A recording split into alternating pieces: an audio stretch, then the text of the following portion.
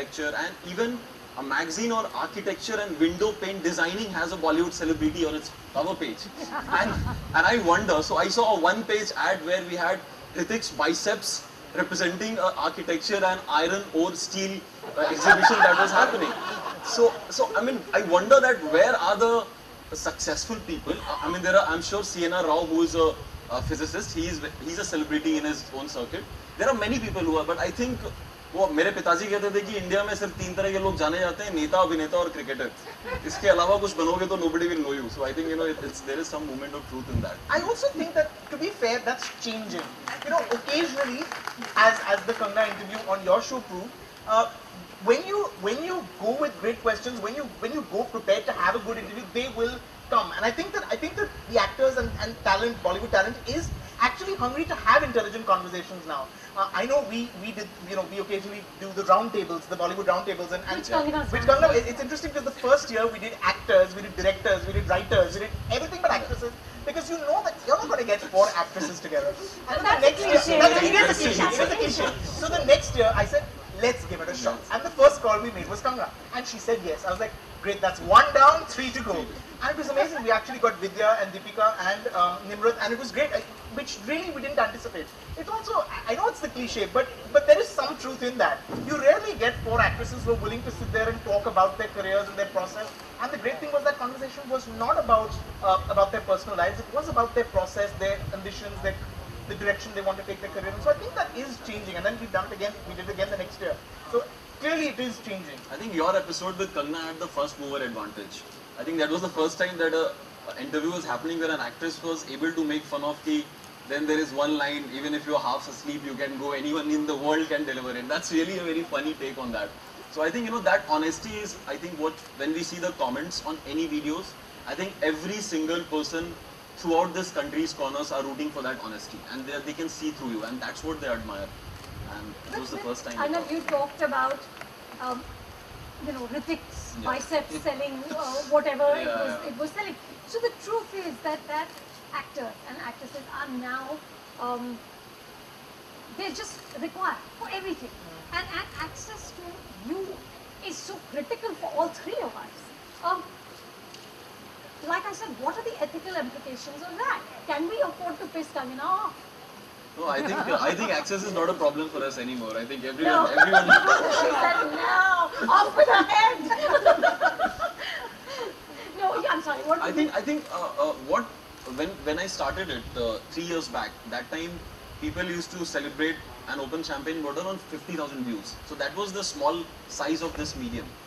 Today, an average viewer of anything decent gets around 1 million viewership. So I think like what happened with television, like once the stars and once the filmmakers and the parts that we realized that okay, this medium, which is television, serves 10 million people, 20 million people. So let's be on that screen and let's promote ourselves or the movies or our work. And I think that is what has happened. I think there is no science to it, there is no trade secret. What happened, this medium, internet, gathered a lot of traction. So we now have 3 million, 5 million viewership. And who would want to cater to that? Who would want to talk to that? So basically you're safe and Rajiv and I are messed up. Yep. Yehi bol raha hai. I think so. I mean, I don't hope so, but but anyway, half of them have stopped talking to Rajiv, and because of his latest incident, he has stopped talking to the other half. So I think I was just gazing for an awkwardness between the hug, so that I could know whether he has done some bad review of her. And no, I'm going to talk to both of us. I have tremendous respect for Rajiv and Kangna, tell me, what do you look for in an interview? I don't go with expectations, Anu, because I feel that I've been there for a while now, and I've been through interviews where they don't even allow you to complete your answer. They ask you a question and acha, okay, usko chhodiye. Okay, fine. So you don't want to go with any expectation, and you just want to go with the flow. That is what I look for. But like you do have people, like when I go for your interview, I definitely look for great conversations and great angles which I must have not explored in my mind. Like the question that you asked me, I never really sat back or thought about them or ever sort of went through making those decisions the way I that they spoke about it. So yeah, So I think it depends, like I said, depends a lot on the interviewer and how comfortable they make you feel. And you know the intent of the person also, you know, when they're asking you questions, you just, you know, like someone like me who at 28 has seen, you know, half the world. Like I know when I see a person that what that person is seeking from me, you know, and sometimes you give them what they want, sometimes you don't. I'm pissed today, I don't want to give any sensational lines. And sometimes, you know, the conversation is so genuine and the person is genuinely wanting to know who you are, and we are more than happy, like who is not more than happy telling them who we are, how we got here, and you know what makes us. Even the film companion thing we did, you know, you asked me yeah. master class, you asked me about the depths of the craft, you know, that I've developed over the years, and I can't share that with anyone. Like even sometimes when if I tell Rangoli I cracked this like that, my sister or my brother, they'll be like, wow, you know, so they won't understand that language, you know. So so I was so happy to talk about it, you know, and you valued it. So for me, it was something that I treasure and I value as well.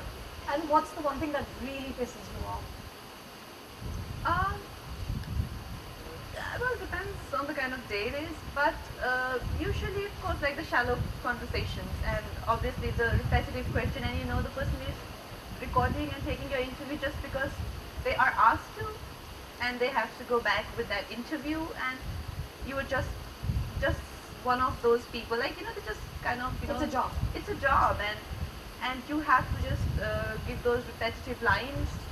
बहुत अच्छा लगा इनके साथ काम करके, बहुत ही professional हैं, time पे आ जाते हैं, और मुझे भी अच्छा, और एक आखिरी question, they cut you off in between because they have to go, so you know, you meet all kind of. It's funny she says that because as journalists, now I know I make sure that I don't ask those questions because you know that's exactly the answer you're going to get. What was it like to work with this person? Like she's going to tell you that he was a pain and it was horrible and you never going to work with him again. She's never going to tell you that, right? Exactly. Maybe you, Anu. But another thing that, you know, just kind of drives him mad is, you know, वो अपनी film का dialogue सुनाएंगे.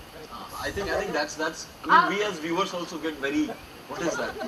You know, okay, like it took me 3 days to, you know, do that, and how can I do it here now? Okay, dialogue में सुना सकते, so can you please dance